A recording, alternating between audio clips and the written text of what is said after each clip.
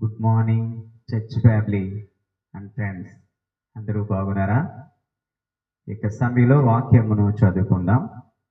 నహూము గ్రంథము 1వ అధ్యాయము 7వ వచనము చదువుకుందాం.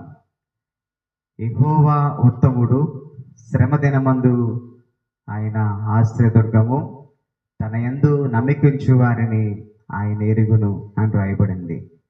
దేవుడు ఎప్పుడు కూడా ఉత్తమమైన వాడు. శ్రమ వచ్చినప్పుడు, కష్టం వచ్చినప్పుడు, ఇబ్బంది కలిగినప్పుడు దేవుడే, ఎవరైతే దేవుడిని ఆశ్రయిస్తారో అటువంటి వారందరికీ కూడా ఆయన ఆశ్రయదుర్గముగా ఉన్నాడు.